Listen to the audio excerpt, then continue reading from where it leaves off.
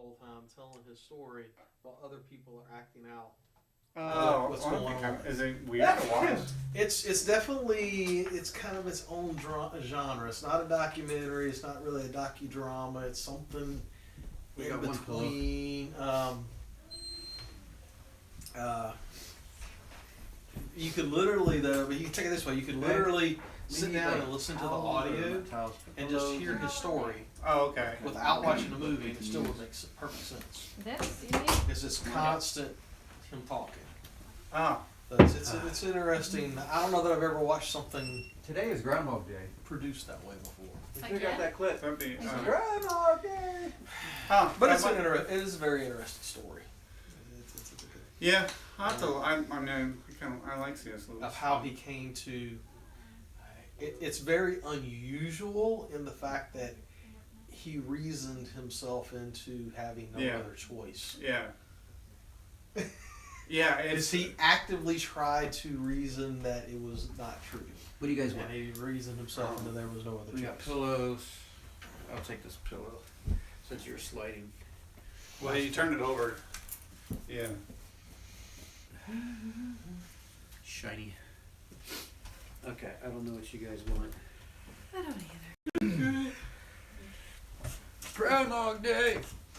Am I still too low? No, I'm too high. Here, you want some of this? Too high.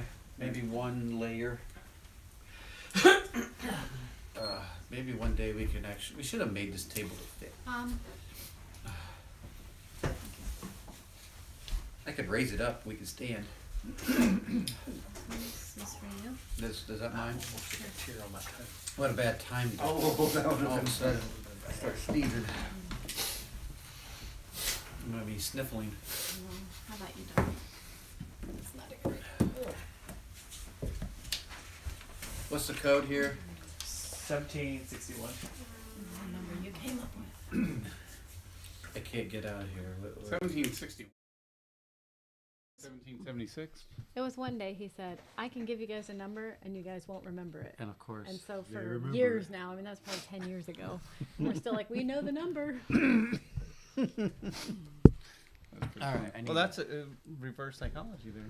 Yeah. It's like my book. All right. What you need?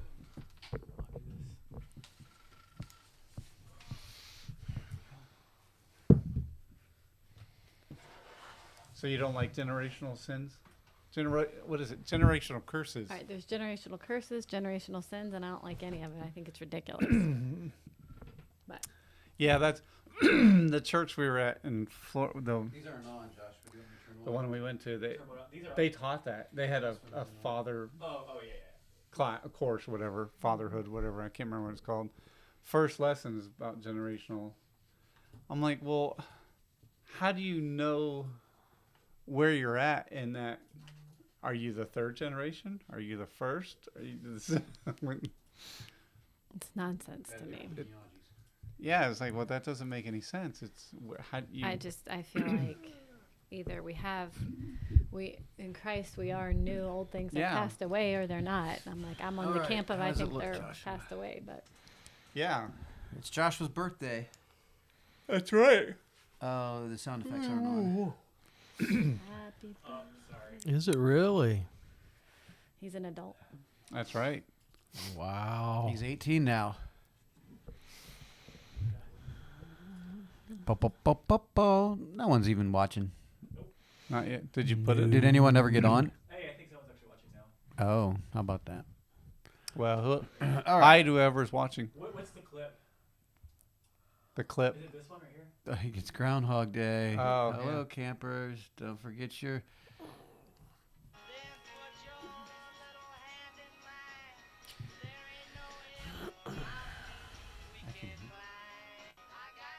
I got you. Rise and shine. Don't forget your... It's always cold outside. You're not getting it. Don't worry about it. Don't get it. It's Groundhog's Day. Yeah. Did he see his shadow? Yes. He did. And 6 that more means- weeks of winter. 6 more weeks. Awesome. Of winter. Yeah. Is that for us too? I think it's for everybody. Yeah. Sweet. I mean, Just depends on what your definition of winter Well, is. that's right. I mean, it's February. Of course, there's 6 more weeks, right? Mhm. Well, yeah, that doesn't make any sense because Well, if he doesn't, what does it mean? Like 3 weeks or something, or 8 weeks? It's A like it's shorter over. time. Right? I don't know. does Okay. it mean that? It's not on. Did you mute it? It's not. All right. Now, I've been working on a intro. Oh, Like, today we're going to be answering an email about, well, don't do it now. You'll That's ruin right. it for you. well, I'm already messing up, so. Oh, okay. Today we're going to be answering an email about Christ-centered generational blueprints. Okay, maybe Wow, not that. that's a mouthful. That's a mouthful. Is there a way that we can guarantee that our children will walk in faith? No. There we go.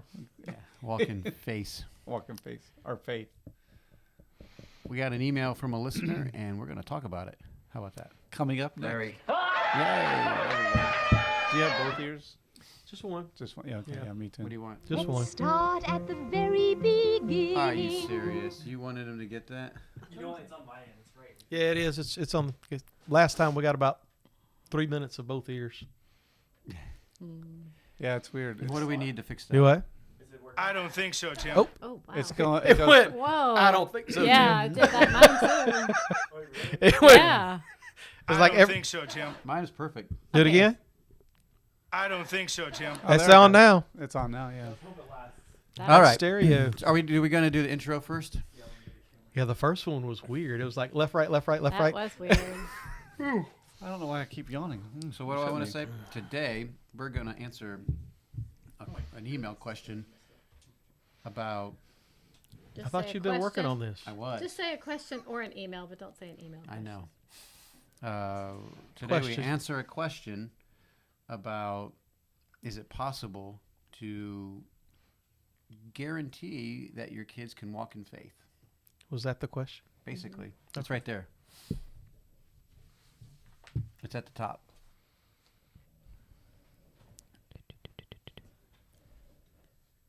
Is that you? No. A mind So map. there's just like 2 songs that have been running through my head ever since we started talking about that. Do you know what they are? From the very beginning? No.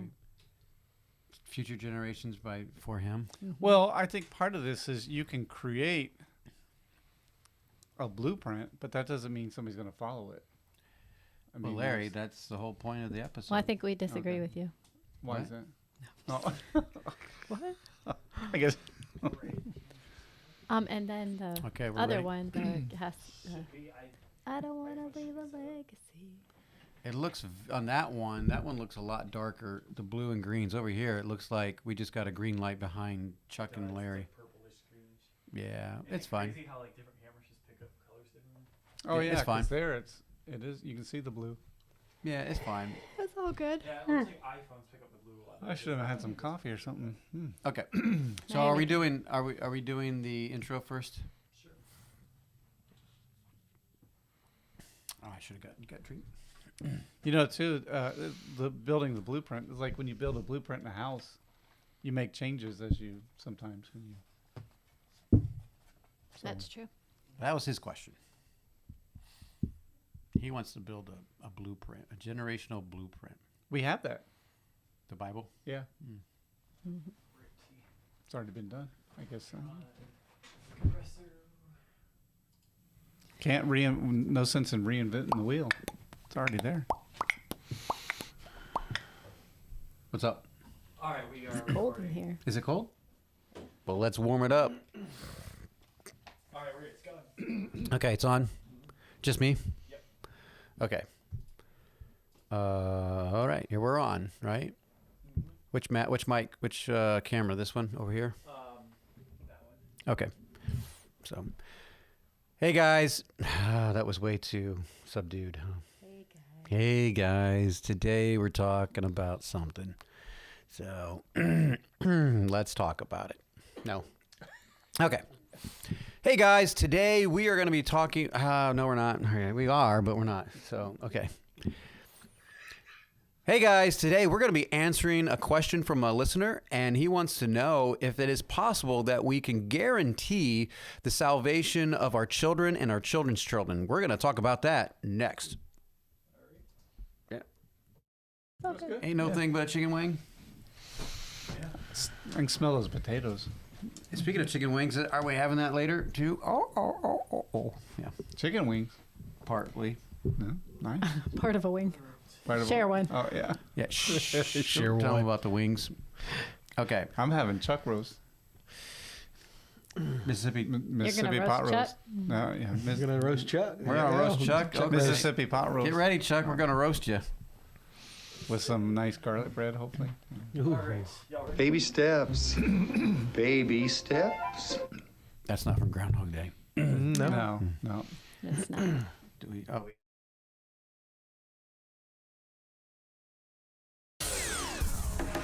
We talk about the church, family, theology, and even entertainment. In fact, if it's Christian, we're talking about it. This is the Mike Charleston Show.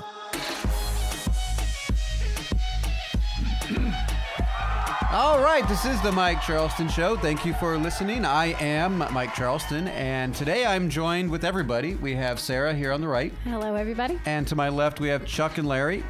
Hey. Hey guys. All right, so today we're going to do something just a little bit. Hey, today's Groundhog Day. That's right. That's Yep. right. So I don't know that. All I know is it's Joshua's birthday. Hey, it's Hey, Joshua's that's birthday. right. Yep. So Joshua finally turns 18, and so that's good. Joshua, you want to get on camera and say anything? Okay, he doesn't. All right. Well, so today we're going to do something a little bit different. Not really too different. We're going to answer a question, and this question we thought deserved a little bit more time than like 5 minutes. And so I'm going to read the question. Actually, I'm going to read the email, and he didn't put his name on there, so I'm not going to mention his name, Rob. But, Okay. That's fair. So he said, this is a good show topic. I'm working on a mind map, and I have a section I'm working on. Now, are you very familiar with a mind map? No, I'm not. Okay, isn't it one of those things that you get all the little bubbles and you're trying to connect all those Yes, things? it's a mind map. Yeah, okay. Right.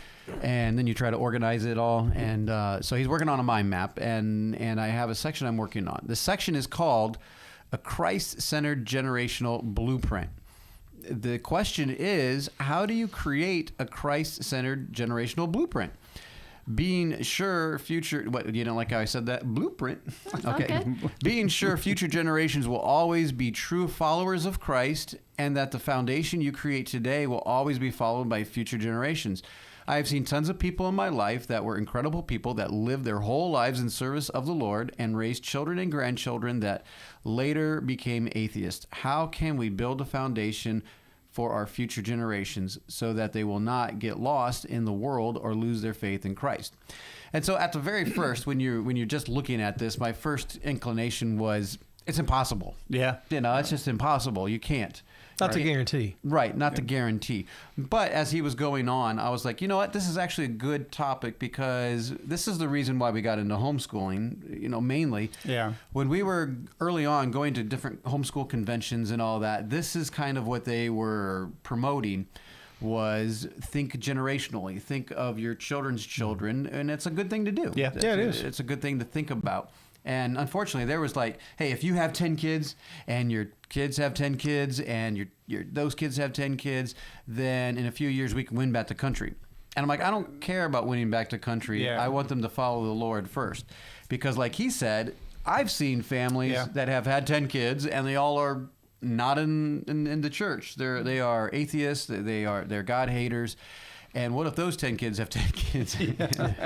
So We already have that. We got to be, but so having a blueprint or having a desire to have your kids walk in faith and having your grandkids walk in faith, that's honorable. That's, right. That's kind of the goal, right? Yeah. That is part. That's what we want. So part of homeschooling and why we entered into that realm was just that. Now, we did it because we wanted to obey God. But we wanted to instill our culture to our kids, and we want to pass on what we are. And there's not a guarantee. I think that's the problem with the question there was, Right. Is there a way we can guarantee or be sure? And I don't think there is a way to be sure for sure. Does that make sense? To be sure for sure? You can make a blueprint, and we already have one. Right. That doesn't mean it's going to be followed. So we just have to make sure. Like building, I don't know if you probably read blueprints or We looked at blueprints. Right. So I made them. Yes. But when you look at them, okay, you say, okay, well, this is what it should be. Can we take that picture and put it into reality? And sometimes it works. Sometimes you got to make adjustments as you go along. Right. Like when you're building a house, sometimes the slab may not have been as wide as you thought it was, or you mismeasured, or maybe you put the door in front of the toilet and didn't realize it's the toilet, and you're like, this isn't going to work. So you have a blueprint, and that's your guide, but sometimes life changes, and you have to readjust the blueprint. Absolutely, and that's what we're going to be talking about on this show. Is let us come up with a plan.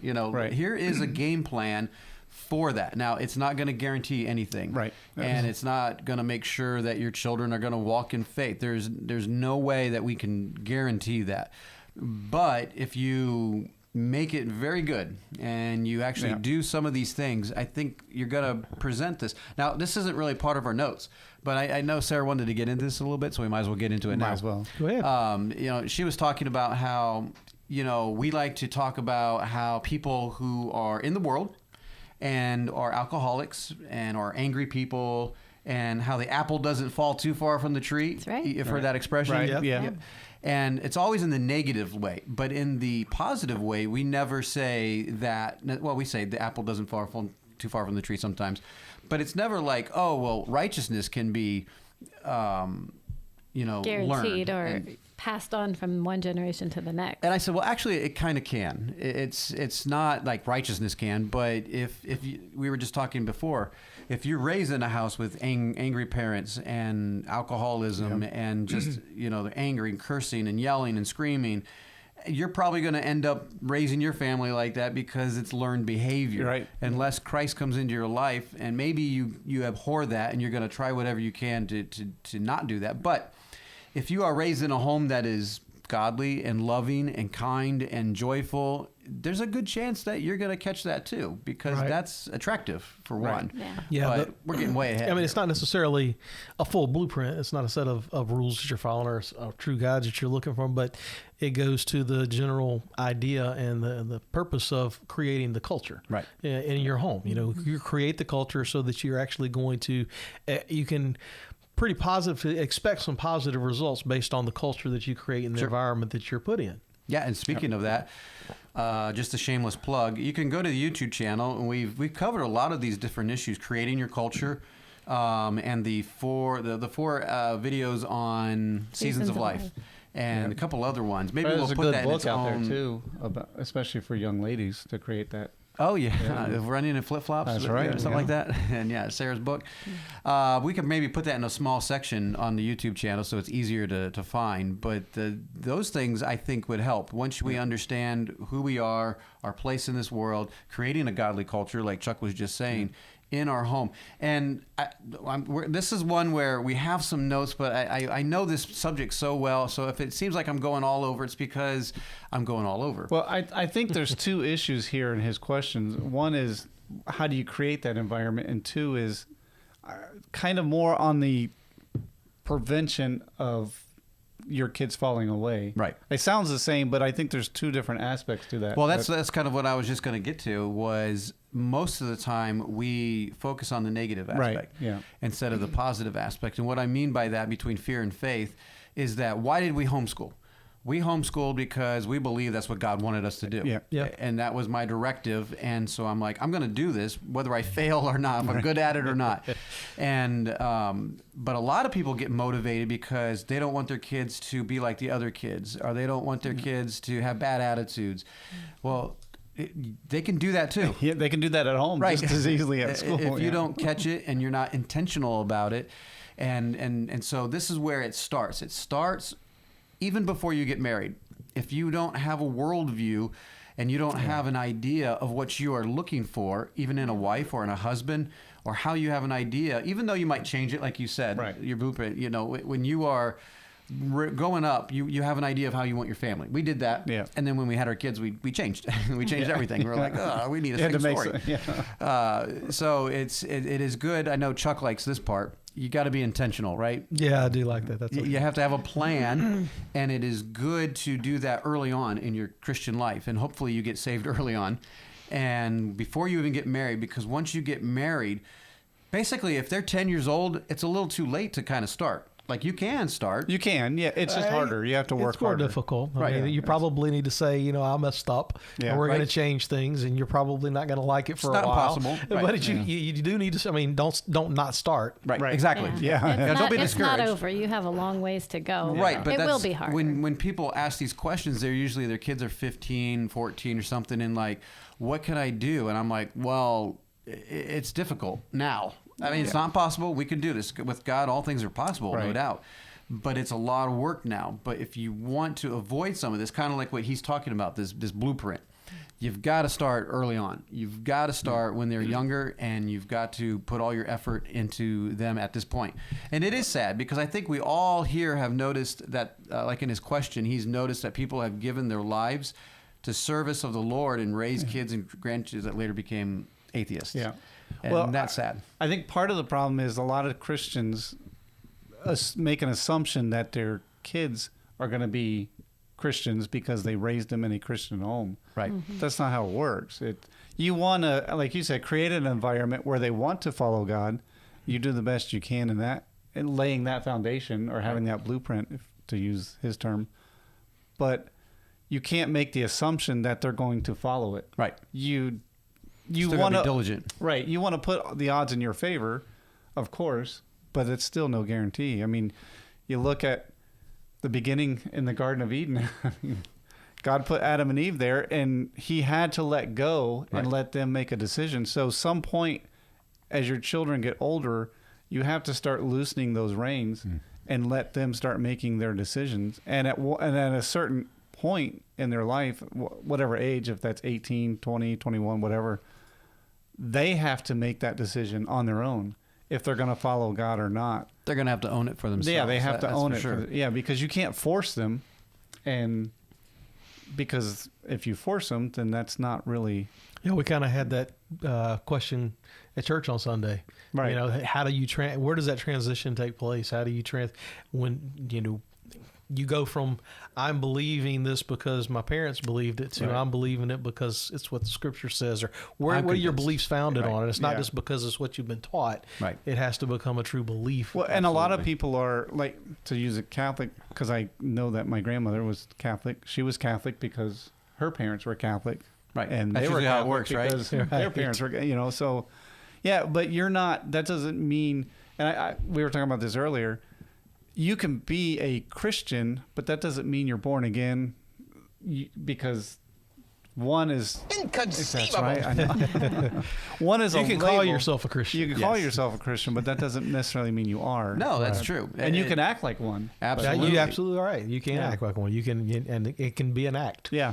Well, I think that's what we were talking about earlier was the Jews. There's not very good examples of good fathers in the Bible.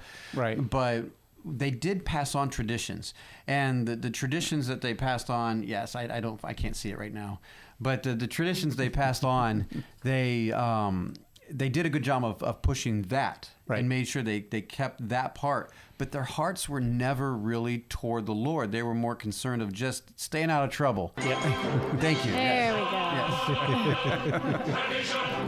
Better late than never. That's right. That's what we're I think the word here, though, is the guarantee is the problem. Right. Because we can't guarantee. However, I do think that there's a lot of things we can do to make a probability, to make it likely to happen. And anybody who spent time around kids, especially when I worked at the preschool, you see behaviors in kids and you wonder where that comes from. And then you meet the parent and you're like, oh, yeah. Okay. Yep. So, I mean, kids really do mirror what they see. So, I mean, I feel like if we're showing them the right thing, it's just natural for them to mirror. Right. It's the way that they're going to relate to God is based on how they relate to you. For the most part, Yeah. absolutely. Especially early on, right? Right. I mean, especially early on.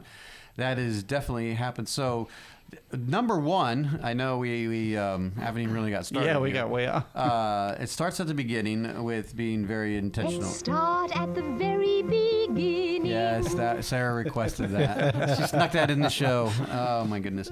It does start at the very beginning. Yeah. You must be intentional. It doesn't happen by osmosis, and I think the problem here.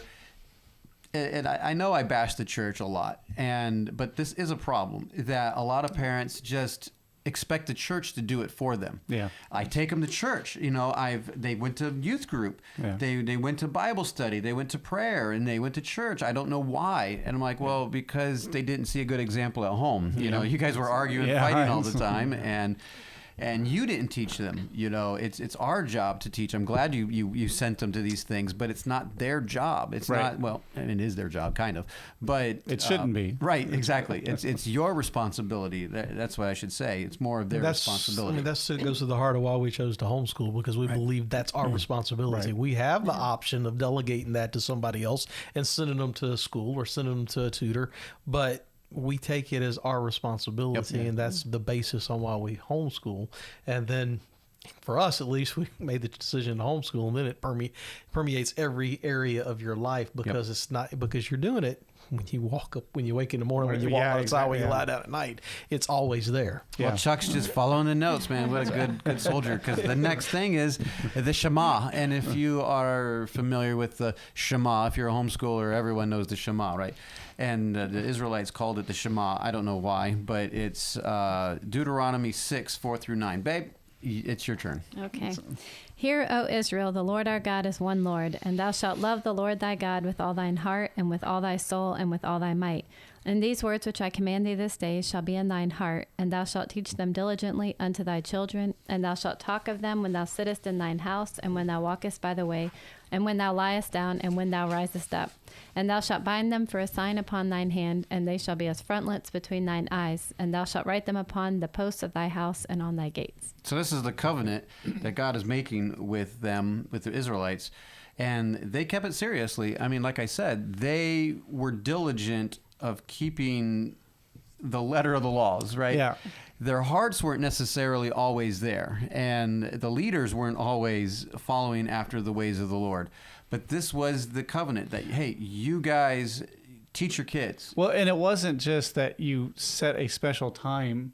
It was as you go about your day. Right. This becomes a whole part of your life, and you just make it a part of your every subject. Like in our house, some people might get mad about this, but we didn't have a devotional time. I know that sounds inconceivable. I know it. Can you believe it? But there is no way. There's no way. We would talk about stuff, whether news or sports, or current events, things like that, and it all went back to the Bible in some way or another. Right. And so those things, but it was just a natural. It wasn't something that was contrived. Well, it helps. It helps to actually, if you're able to do that, if you're actually able to have a conversation and it goes back to the Bible, right, it actually builds this Christian worldview that everything that's going on around you and going on in life is filtered through the Scripture. Yeah, And how does it compare? I mean, that's a good way to actually build that into something. Right. It wasn't. We had our religious time. It was just part of life. Right. Not that there's anything wrong with having devotion. I know. I didn't mean that's that who you way. are. I know. Then that's all fine. But yeah, that is the Shema. The Israelites would know that. They love the Lord your God with all your heart, mind, and soul. Teach these things to your children and your children's children. And this was the deal. This was how you do it. And they did do that. They taught the head knowledge of that, and I think the Catholic Church has done very good at that throughout the years. They're still here, and a lot of other religions do that. Yeah. But there's a lot of the heart issue that they want to know what they can get away with, and if that's your attitude in your home, well, guess what? The kids are going to pick up on that. Yeah, exactly. If there's rebellion in your heart towards your husband, the kids are going to catch up on that. Yeah. If there's rebellion in your heart towards God, the kids are going to catch that. And so if there's rebellion in your heart against anything, the government, the kids are going to catch that, and they're going to push back a little bit, and they're going to learn. And so that's kind of the negative side of that thing. Well, and when you say it starts at the beginning, that's obviously from birth. That's little toddlers that are walking, just learning to walk and just through all of life. But it doesn't end like once they can read or once they're a certain age, like it then continues. Right. Like you can't ever stop. This teaching, when you go, when you rise, when you come, all these things, it's forever. I mean, it just keeps going until they move out. And even then they still call and, talk and whatever. So, I mean, we have to continue that intentionality throughout their lives. Well, and it has to be something that's real with you. Right. If it's just a religious practice that you do, then they're gonna see that. They should. They're going to. Yeah. And the thing, like we said, so I like sports growing up, right? And one particular sport that I liked is hockey. And what makes hockey very unique is that you have to learn how to skate. Yeah. In order to play it. It's kind of important. It unless is. You're the you goalie. can't just go out and run around and play football or basketball. You have to learn how to actually skate. And there's been some stories where some hockey players even learned how to skate before they learned how to walk. Now, whether that's true or not, who knows? But they start at a very early age. And if I get into it at, say, 15, I am way behind the ball. Yeah. It's not impossible. Like we were saying, it's not impossible. But if you start out on the right foot and you kind of understand these things. So by him even asking this question, I think he's on the right. He's coming up with an idea. He wants to have a plan, and he wants to come up with an idea of what to do. And I think that's good. That is good to ask the question. So what do we have here, Babe, with Joshua 4:21 and 22? And he spake unto the children of Israel, saying, when your children shall ask their fathers in time to come, saying, what mean these stones? Then ye shall let your children know, saying, Israel came over this Jordan on dry land. Right. So they set the stones up over there by where they walked over. Yeah. And it's a reminder. You see that a lot in the Bible. Right. They're set up monuments or little stone altars or whatever. Right. As a reminder, they walk by and say, oh, yeah, this is here because of... We tend to forget. Yeah. So history does matter. Yeah, it does. Well, history tends to repeat itself, and as we read last week, and those that don't know history. Yeah, we read. I forget, was it in 1 Corinthians or was it Timothy? I don't remember what it was, but which one? These things are written for examples. Yeah. And we should learn from their mistakes. Yeah. Corinthians. So was it? Corinthians chapter 10. That's right. Okay. Yeah. So. Number 2. Despite what you think, I was paying attention. You were paying attention. He was paying attention with his eyelids. I was praying. He was praying. to stay awake. Number 2 is there isn't a guarantee, but we do have some control. Yeah. As parents, we do have some control. I know this is not very popular these days, where they're controlling parents. But, kids aren't viable. They don't know how to exist for many, many years. They're not going to survive on their own. No, it takes them almost 18 years before we can finally go, okay, you got it. Oh, I think you can make it now. Right. But so we do have some control, and we can use that for our advantage. Not in a manipulative way, but we do have control. And especially if you can get their hearts early on. Yeah. And where... we have adult children in our house, and I can ask them, I can tell them even what I want done, and they'll do it without arguing. And I know this is going to shock some of the listeners out there, and this may not be true for you guys, so I'm not trying to tell on you guys, but we have never had any of our children have a rebellious time in their life. The kids have never had a rebellious moment where they're arguing back at us, they're questioning our authority, and we're not brutes. We're not lording it over them at all. And so this is very possible. When I tell people we have 7 kids and they're all really close, and they're like, oh my goodness, the teenage years.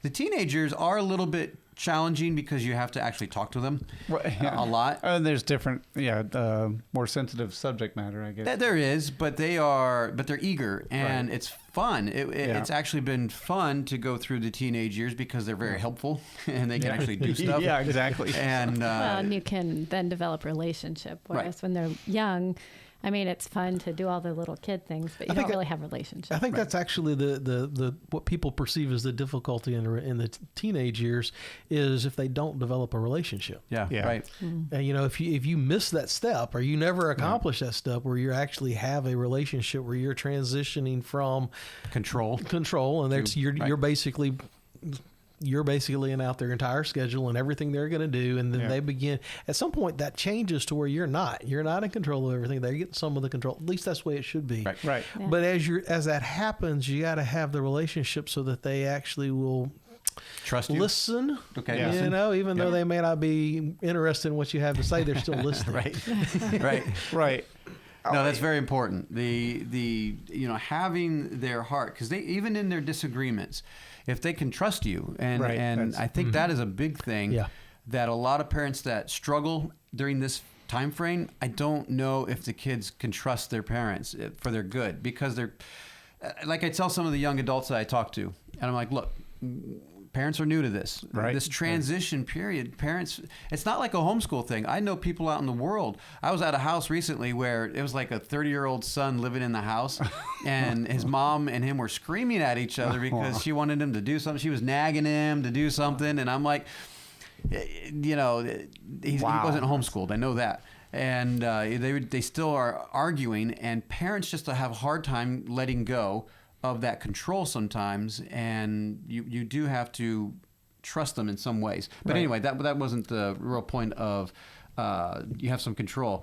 You said you should be what you want your kids to become, right? Yeah, that's kind of difficult at times, but... What do you mean by that? So just be what you want. So be all you can be, and for your kids. Well, I mean, hopefully you can... Don't be a hypocrite, basically. If you want your kids to be prayer warriors, be a prayer warrior. Right. We want our kids to be spiritual. We want them to care more about the things of God than the things of the world, but sometimes that's not our story. Right. Well, and also be willing to say you're sorry if you make a mistake, or you do. Well, that's part of it, because if you want them to say sorry, you got to be willing to say. Let them see that you're willing to own up if you make a mistake. Say, hey, I made a mistake. I blew it. I lost my temper, or whatever. Something like that. They got to see that, okay, you're not perfect, but you're willing to take responsibility if you want them to take responsibility. Right. If you want them to be responsible for their actions, right? You got to be you got to be responsible. Well, and just like like you were saying, one of the examples was you want your kids to be a witness. Mm-hmm. Well, if they never see you be a witness, what are they going to do? And like I said, you don't even have to necessarily have to see it always, but if you're not even talking about it, if you're not even I was talking to a buddy of mine about the things of God, and they're like, oh, wow, my dad talks about the things of God with his coworkers. Oh, wow, my dad was talking about God to the guy at the restaurant or something like that. And so they're actually seeing it. So you should be what you want your kids to become. Hopefully you can say, follow me as I follow Christ. That should be our goal. Yep, absolutely. We talked about that last week too. The home environment will have great effects on your children. Now, I think this is a given. I think this is so what kind of tastes are you developing in them? The stress, the rush, the mess, the hurry, the worry, the calm, the quiet, the clean, the fun, all that is going to have an impact on your kids. But now this is where me and my wife might disagree a little bit, and I don't know if am I jumping ahead? Am I jumping ahead? I don't know. This isn't even okay. Larry. Go ahead. Yeah, okay, we're gonna jump ahead. Maybe we should take a break before we jump ahead. I think the wife has the most important responsibility. Oh, I agree. Absolutely. In the house. Yeah. The wife sets the tone for the house. Right. If mom ain't happy, ain't nobody happy. Right. But if mom's happy and joyful and has a great outlook on here comes things, Sarah. Well, so is everyone else. Yes. I mean, Dad, you got some other responsibilities, but we can set the tone, but it's usually in a negative way. We're saying something the wrong way, but I do believe that the wife actually sets the tone for the house. Huge. I think it's huge. Now, I know Sarah's going to read something here in just a second, but we're ignoring the chick chair right now. That's right. No, but when you think about it in a practical sense, who's home with the kids? Well, that's my point. The majority of the time. I understand what she's going to read here in just a second. Our job is extremely important. Yes. We're leaders in the home. But we're not always around them as much, especially if you're homeschooling. Right. If you're a homeschool family, the wife is usually around them a good bit. Unless you have some kind of business where you can work at home or you work as a family, that's a little different. But it is. In a traditional setting, the dad is gone. Go ahead. Okay, read your quotes It's here. not that I disagree with you. Okay. I think that wives... You just want to promote how important our job but is. I feel like it's kind of lacking Go ahead. a little bit. So Go ahead. So this is a quote from be fair. fathers.com. Says, Oh, fathers.com? Yeah, Sweet. I mean, Didn't know there was a website. Maybe they're biased. Yes. it says in the If it's on the recent internet, it must be true. says in the recent book Families and Faith: How Religion is Passed Down Across Generations, Vern Bankston presents some eye-opening discoveries about religious transmission. Oh, religious transmission. That's tight. Okay. Based on his research involving more than 3,500 people Whoa. whose lives covered more than a century, What? he found that the pivotal factor in whether children continue their parents' faith is a strong bond with their father. I could see that. Yeah. Yep. So, I mean, that's a lot of research right there, and I think that the father is more important than maybe you would like to think. You didn't read the other one, huh? You didn't want Well, that? I mean, it's more of the same. Oh, okay. So we don't need more of yeah. the same. This whole show is more of the same. What are you talking about? Well, anyway, and not You only can email that, more of the same to. not only that, but I feel like also, like the husband-wife relationship plays a big part, because I might set the mood, but if there's tension between us, then the mood that I'm going to be setting at home all day is going to be different. No, that is Like the it's- foundation. Yeah. You know, can we build a blueprint that's guaranteed to work? No, it's not guaranteed. No. Can we build a foundation that's can be built upon, that's going to project them in a way? Absolutely. And that foundation is the husband-wife relationship and their relationship to Christ. Right. Yeah. Absolutely. Yeah. That is pivotal. Yeah. Before we could get into it a little bit more after the break, but why don't we go ahead, Joshua, and take a break? I know you just went in and did the cameras and all that. We gotta give a cheer for Joshua. He's doing a lot of work behind the scenes. He's 18, Even on his birthday. and he got his wisdom teeth pulled out just a couple of days ago. Yeah, That was Tuesday, wasn't it? Yeah. So he's a trooper. Yeah, he looks mighty cheerful. Yeah. All right, Joshua, why don't we go ahead and get us out of here? Thank you for listening. This is the Mike Charleston Show.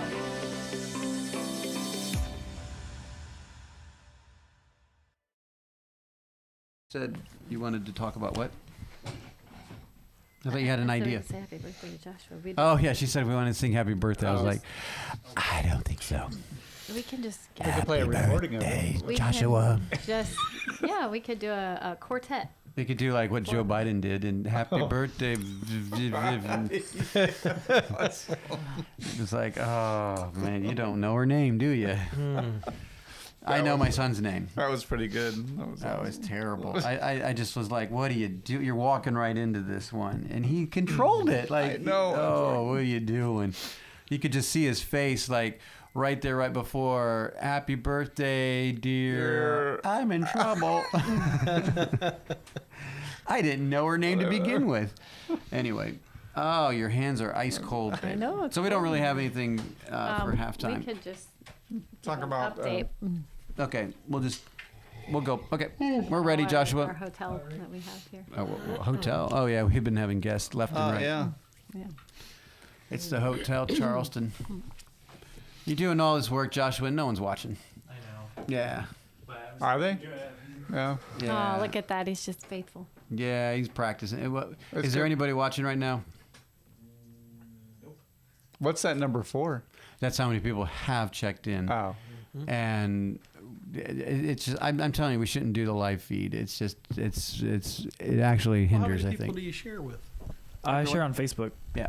Oh, do you really? Yeah. Oh. At least on our page, right? Yep. But yeah. Oh, Joshua wants to get on the mic. It's not working. Well, do you have something to? Well, how many people actually? I got something to say. Do you have something to say? Say, hey, if you want to see the behind the scenes, yeah.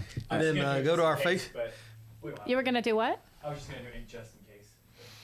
And just in case, what's that? Like just in case, like the producer should always have a microphone ready.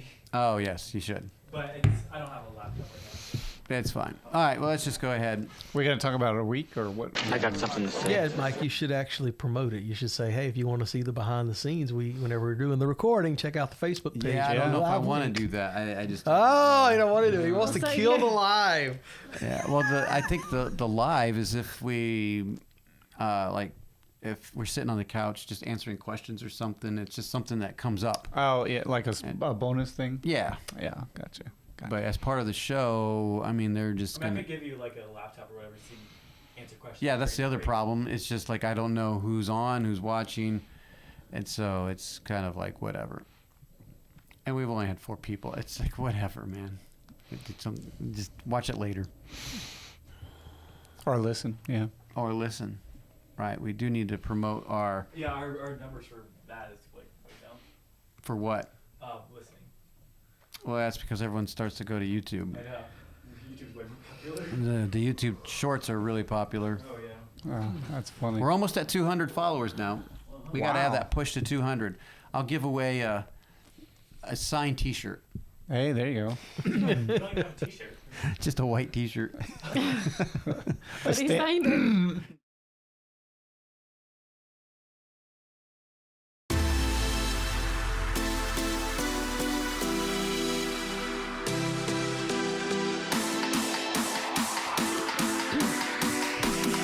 Get a coffee cup. With All Larry on right, it. we are back, and so we were just talking in between that we do have the live feed, but I don't know how much we're going to be doing that. You can see some of the behind the scenes in between breaks, Some of the bloopers. Yeah, the jokes that Larry was just telling, inappropriate, but no, it was we didn't do any of that. If you want to watch the live, just a pure promo for the live feed. If you want to see the best part of the show, watch Mike try to do the intro. Yes. Oh yeah. See how many times it takes him to get the intro down. Hey, that's the only problem with this show is the intro. It is amazing.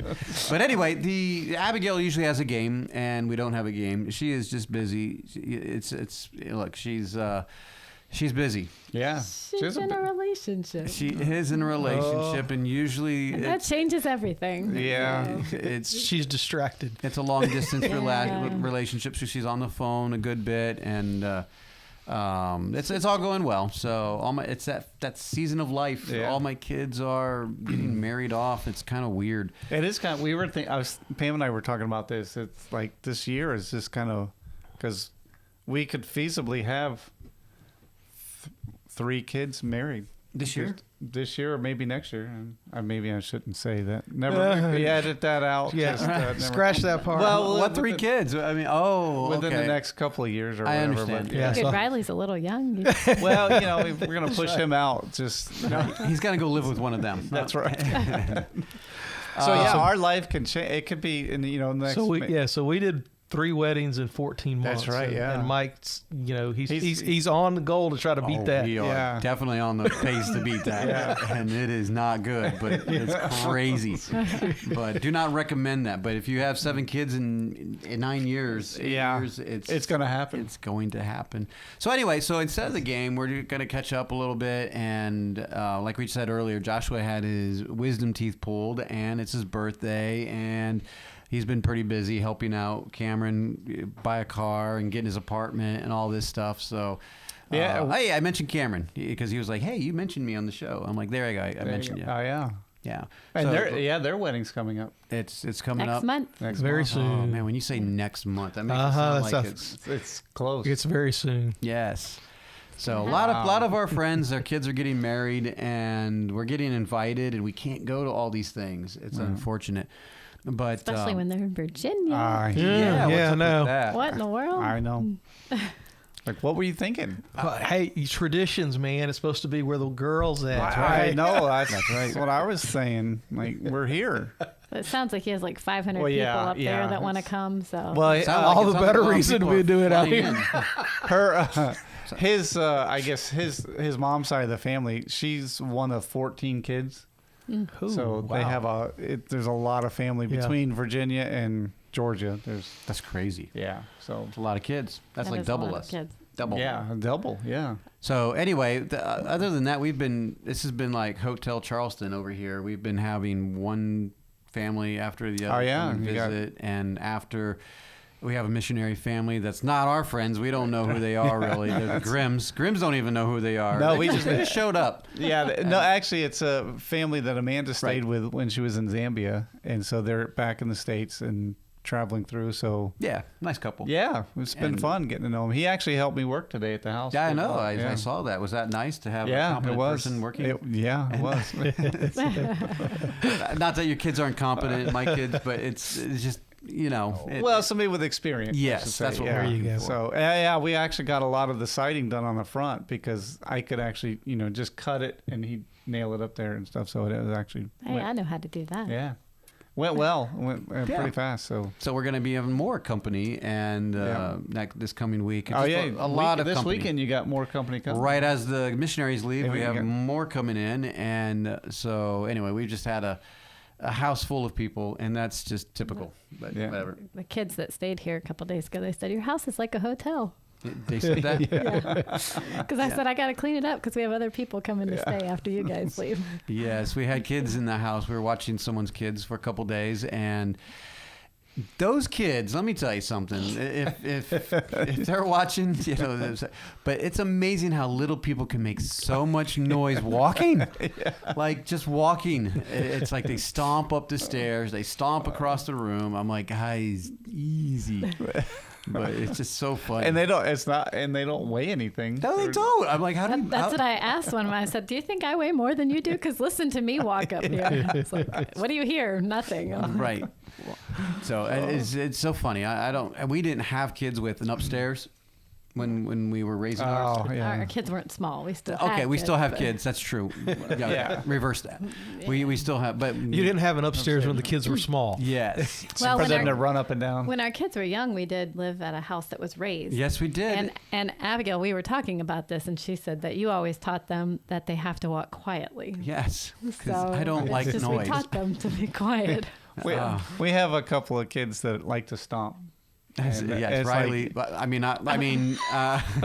wasn't gonna mention any names. He can walk hard. He's got a hard walk. And, I'm like, it is amazing. Riley's a big boy, though. He is. He is. That's the weird. because people think he's a lot older than what he is. Because he sure looks it. He is almost as tall as I am. Yeah. I'm 6'3". He's 13 years old and. He can pound those stairs. Oh, he does. So I'm like, dude, you got lead in your shoes or what? But Jonathan was the same way. Yeah. And we had Jonathan. Oh yeah, he's skinny too. I know. We had a cement slab at the house, but you could always tell when he's home and walking around the house. I'm like, I don't understand that. What? What's in your shoes? Is anybody kind of like we were talking about the subject at hand? They'll only imitate. So are you or Pam walking hard? No, I don't know. That might be one of the kids. Just like to walk hard, I guess. I'm like, you're gonna ruin your ankle and your knees, man. Walk lightly.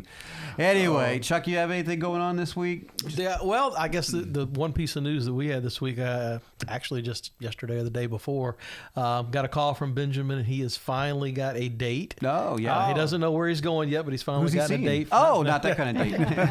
No, he's got a fiance. She wouldn't like that.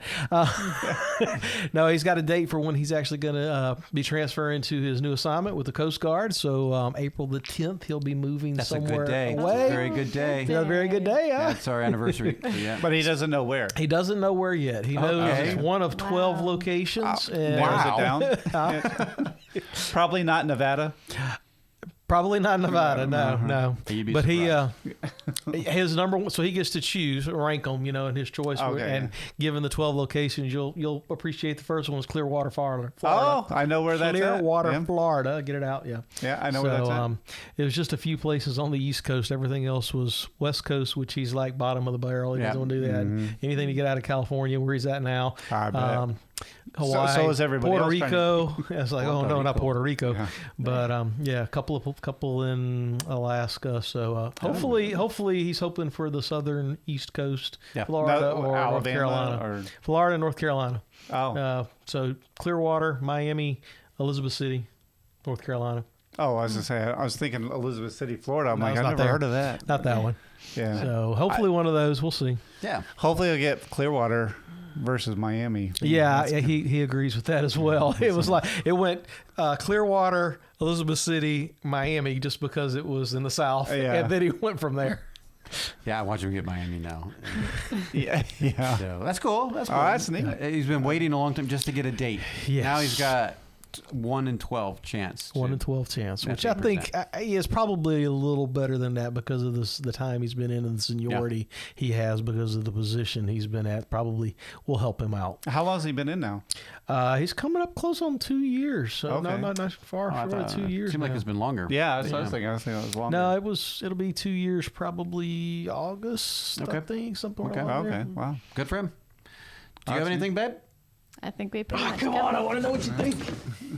What? I think you pretty much covered I it. covered it. Yeah, we found out that I don't like ketchup.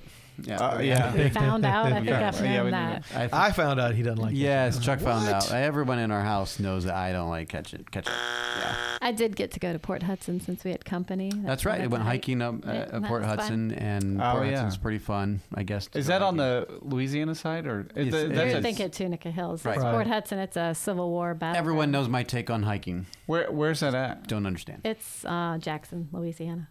Yeah, it's over by your house. Over on 61. Okay. Yeah. Over by the dump. Over by the dump. Kind of. There's like 6 miles of hiking trails, and It's a Civil War site. Oh. And they do reenactments there and all that. So you go to just keep heading west as you go through Clinton. Okay. Yeah. Okay. It's over by the prison too. Right. It is over by the prison in Jack. Yeah. Sounds like a nice area. It's very pretty. You'll stay out of the nice prison area. area. It's not, don't pick up anybody. Yeah, that's right.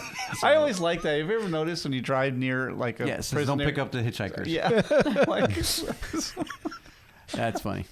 That's hilarious. All right, Joshua. Does Joshua have anything to say? No, he got drugged up this week and got his teeth pulled. So anyway, all right. Well, get us out of here, and we'll continue with our subject. Thank you for listening to the Mike Charleston Show.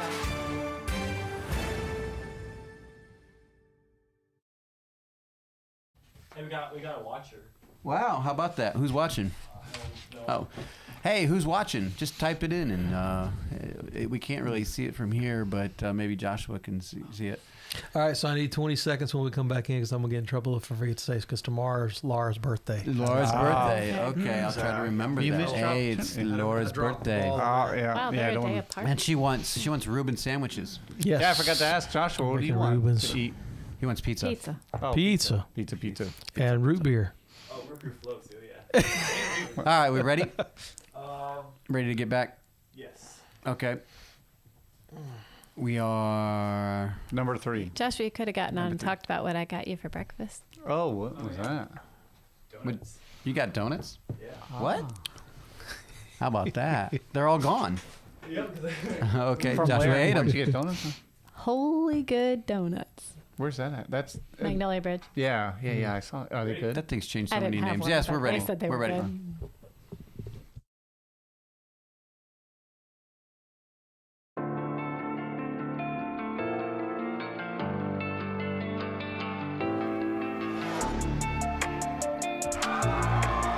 Right. I don't know if cheering works well with that music, but all right, we are back. And before we move on, there's a couple things that, if you didn't know, we are on Facebook at Mike Charleston Show, at Facebook/Mike Charleston Show. We are also on Instagram. Is that where we're on? Yeah. Instagram? Isn't the live feed going now on Facebook? Yeah, the live feed is on Facebook right now. YouTube. But if they're listening to this, the only way they would hear this right now is if they were on the live Well, feed. that's a good point. What you say is quite profound. But the Instagram, I don't know like what we do there. We put a little shorts on there and stuff like that, but not me wearing little shorts. But it's just like, it's I don't. Is it _ Mike Charleston Show? Yeah, _ Mike Charleston Show. Underscore is first. _ Mike Charleston Show. Gotcha. Yeah. And then, all right, Joshua, before we move on, Chuck wants to say something to his daughter. Yeah, so tomorrow, of course, when she hears this will be days after, but tomorrow's Laura's birthday. She'll be 14, so happy birthday, Laura. Yes, we give a little shout out to Laura. 14. 14, wow. That's crazy. Good times. Yes. And she wants Reuben sandwiches. She wants Reuben sandwiches. Good choice. Hey, you were saying that, Sarah, you said you got donuts this morning for Joshua. So I did. Yeah. Laura's actually having a day here in a week or two where she's going to have a bunch of other girls over and they're going to make donuts. Oh yeah. Oh, Here? I like that. I know they'll be at my house. Oh, your house. Yeah. Donuts are always good made. Yes. They're doing it in the middle of the week though, so I won't makes be sense. there. Probably a good thing. Yeah. It's funny. As a kid, I would eat like 6 donuts at a time. Now it's like I get one, and I'm like, okay, that's good.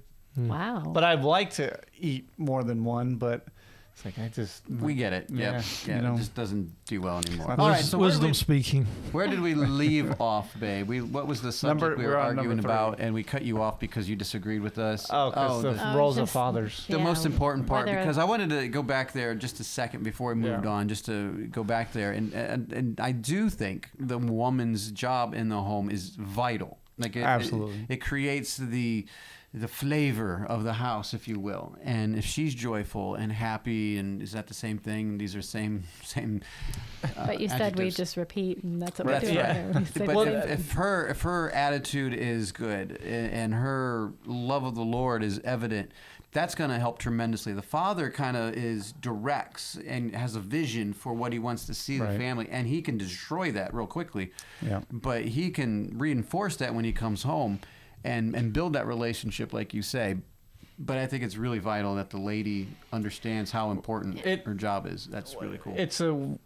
There is another study. I don't remember who did it because it's been years ago. But statistically, if the father of the home gets saved, it's a whole lot. The rest of the family is more likely to follow suit. Well, that's than if the mother does. Biblical, right? Yeah. So you're on my side that the father's more important. It's important. Well, I don't know about. I think they're equally important. You got actually. Yeah, that's true because when you look at our society now. Fatherless homes usually create. Problems. Yeah. Problems. Juvenile delinquents. No. Yeah. Okay. So we also have the mothers that. And even in our homeschool community, so many are home, but they're not really home. Right. Yeah. That's so they're running here and there, and or on their phone, Instagram, like we just promoted. But so that's also creating problems, and it is true. I mean, I do think the mother's role is incredibly important, and I think that's something that is not appreciated. Ain't she the smart one? That's right. I think so many people think that's a little thing, that I think it's tremendous. Well, I know you think it's a big thing, but I'm just saying I think it's a lot bigger of a deal than we'd like to think. Yeah, if the ladies understand their role and how important it is, it might change their attitude in it, where they're not just changing diapers, but they're forming a human being. Well, and I have, you at least have some hours where, you can time out, like nobody's watching you. But for me, with kids, I'm like, it's you're all always day game long. Time. Right. Yeah, it's always on. Like, you don't have a timeout. Like, well, I can do something that maybe I don't want them to see, or not that you would do something you don't want. You know what I'm saying? Like, you can have your time. They're always watching you. Yeah. So I'm like, that's a big deal. Well, that's what I used to tell Pam. Is like, I realized when I have my job, I leave my job. It ends at a certain point of the day, and I come home.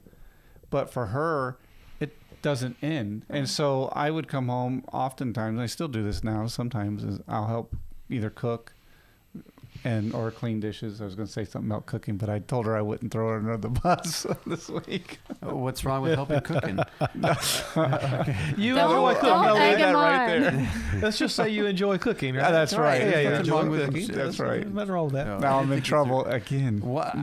Well, considering the going back to the study that Sarah referenced, and the idea from the study, or the finding that he had from the study, was that he found that the most important part of someone developing a relationship with God in Christ was the relationship they had with their father, right? Mm-hmm. Right? So if we're going to see that and take the statistics for what they are, I'm a numbers guy, I like to do that, and that is the most critical piece in the puzzle there, then us as fathers, we need to understand that role that we have. Right. If we are, like I am, out of the home 8-10 hours a day at work or whatever, then we have a small window of time when we're with our family, with our kids. We have to go back to the idea of being intentional so that we develop those relationships. And there's things we need to realize that have to happen, are things you can do to develop those relationships. So, one of the things, if I'm going to go, if I'm actually at home and I'm going to go to town to have to go get something, I'm taking somebody with me. One of the kids is going with me. Sure. That just happens. That's second nature for me now, but I think being intentional and doing that, why go? You have an opportunity to take a child with you.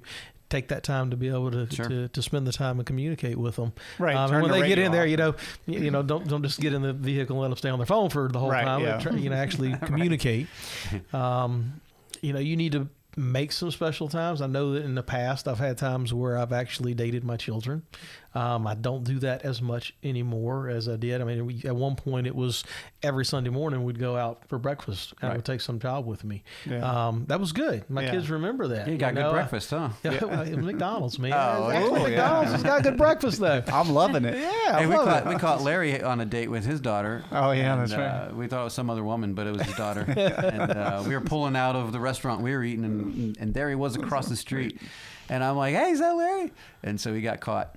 And I did, caught dating his daughter. That's all right. And I mean, obviously, we've that sounds always weird when you say it like that. Yeah, it does sound weird. I think people understand what we're saying. Yeah. We've always got work that we got to do around the house, right? There's always something broke that needs fixing or something that needs to be done. So we, do it with your kids. Yeah. Make sure they're involved in it, not just out by doing it by yourself. I think that it's important that we take those times and those opportunities to spend it with them. It takes to develop time. You got to develop the relationship, right. and I mean, there's even. I won't go into some of the other things. I know some of the things that I want to do now that I'm not currently doing, and I'm not going to say them because then I'm more bound. Or if I fail, I don't. My kids heard me say it, so I'm not going to say it. But pick out some Baby things. steps. There you go. Pick out some things and be steps. intentional to actually try to be able to develop the relationship. Because it's got to Absolutely. be there. Yep.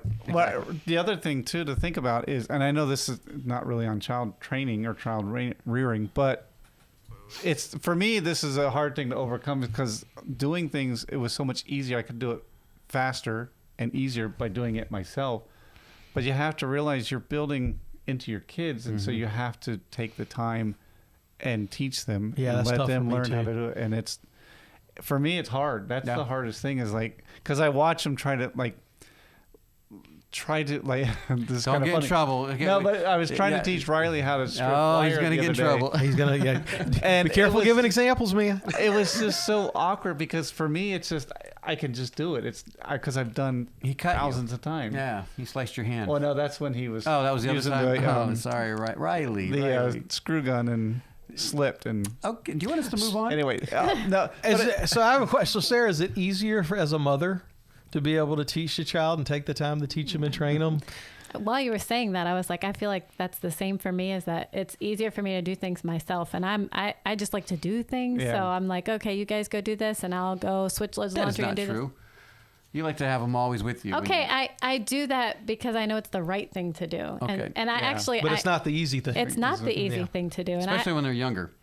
Yeah. Because they don't do it Yeah. very well. Right. And then you got to redo it. You got to redo it anyway, right? But if you put the time in, Right. over in a couple of years, Then when they're 18, they might know how to fold their clothes. right?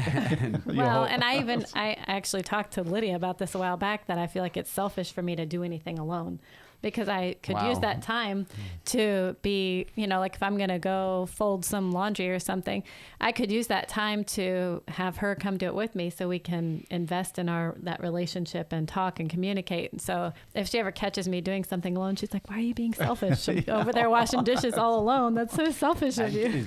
But I think that, if you have 7 children, or if you have 9 children, it's a requirement. I mean, you can't get past it. You can't run a household if you don't teach them so that they can actually take over some of those duties. Oh yeah, you have to. Yeah. Or else you're going to go crazy, right? Yeah. You might go crazy I was anyway. thinking- yeah.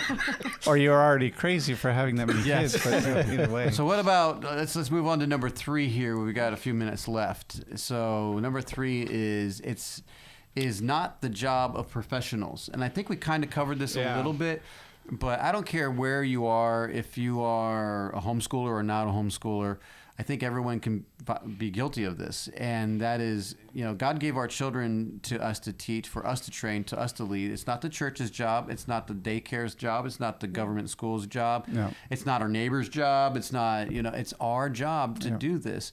And we live in such a professional society where we leave it up to professionals, even in church, where I was going to say. the pastor's the professional. He does this. The youth pastor, he knows my kid. No, he doesn't. You know your kid way more than any of those people will ever know your kid. You should. You should, right. Now, they may, as they get older, they may understand your kid a little bit more because they're probably younger. But it doesn't make it right. You should understand. You should get to know your kids, even your teens. Especially when it comes to issues like salvation and biblical things. Yeah. You need to be the one teaching them, not a professional. So yeah, we wanted to cover this because he wrote something in here in the original part where he says, where was it? I have seen tons of people, so 2,000 people. Okay, I'm so literal. You're talking about weight or tons of people in my life that were incredible people that lived their whole lives in service of the Lord and raised children and grandchildren that later became atheists. And I think this is a real big problem. We looked at other examples. We don't have like examples. We have them right here. But all the people that failed in the Bible with their children and people of renown, like Samuel and Eli. Right. And yeah. David. I mean, yeah. You think of Samuel. I mean, what a great prophet, but it was because he failed as a father.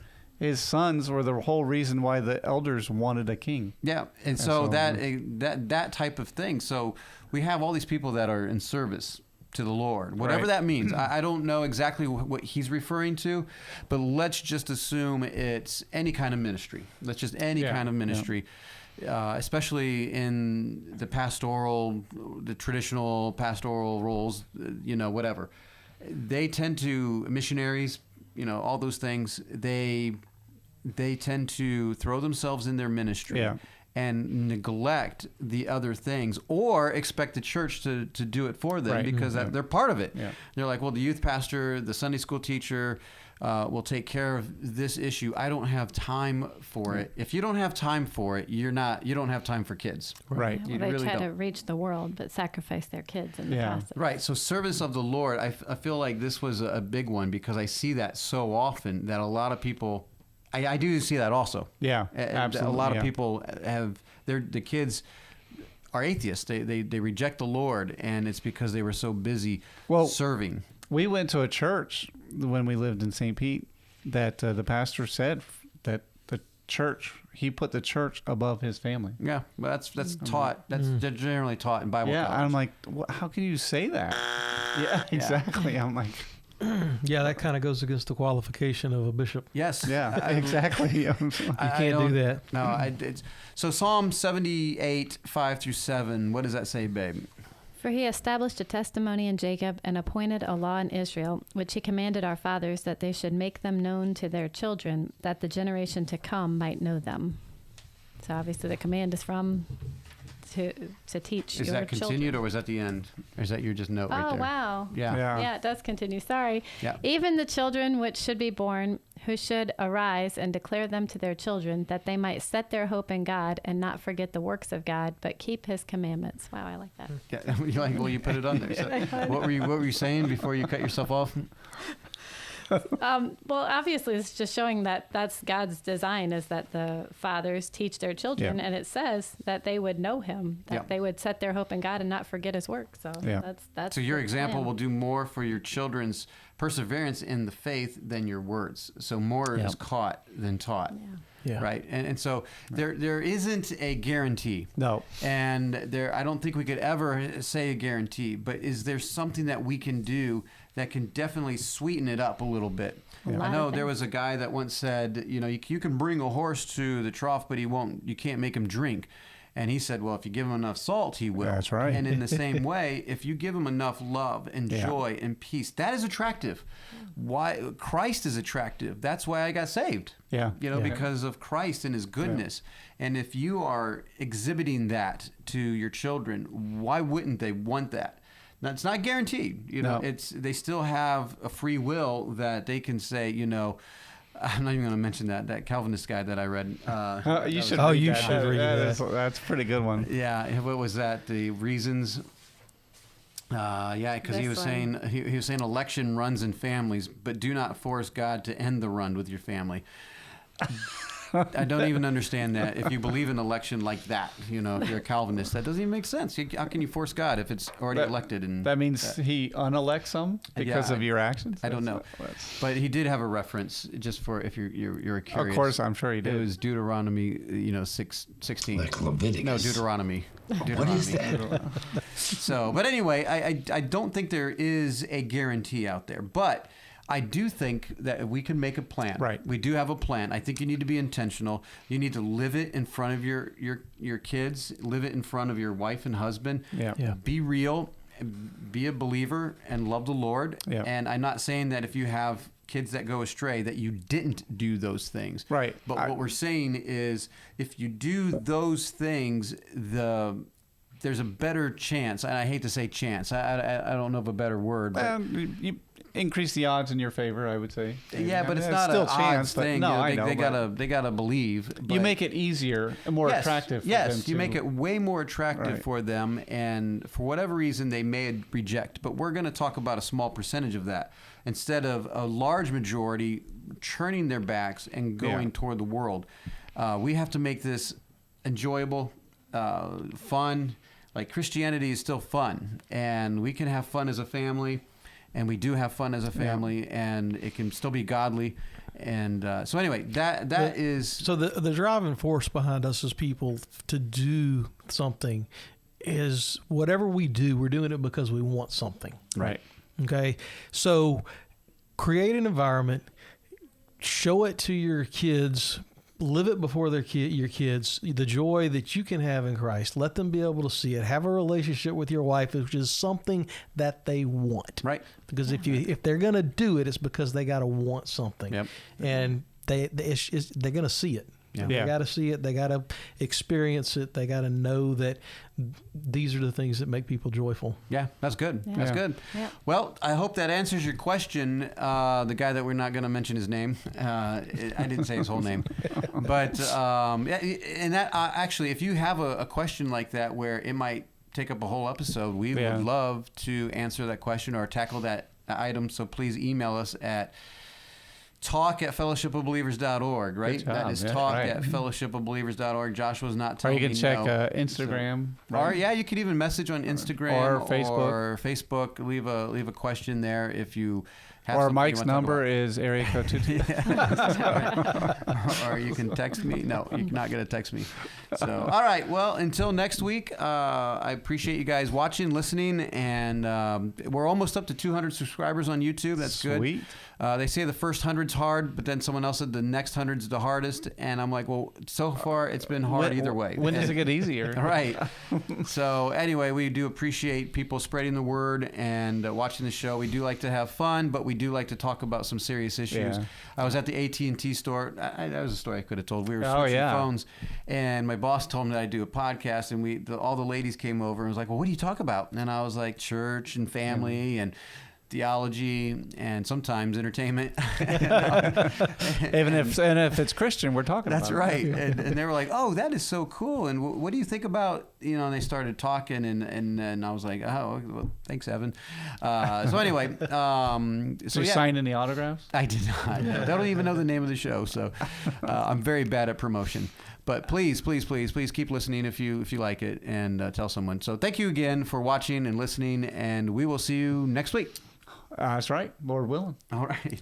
If the creek don't rise. Lord willing, the creek don't rise. That's right. Are we done? You're not pressing. Okay. Oh, yeah, you're ending it. All right. If the Lord's willing, would the creek rise? Someone is watching, huh? I don't know who it is, but thanks for watching, man. We are done. It's time to go to Bible study now. Eat Bible study. Who's watching? Are they there where they can type? I'm curious to see who's watching. Is that? You can ask them if they want to type.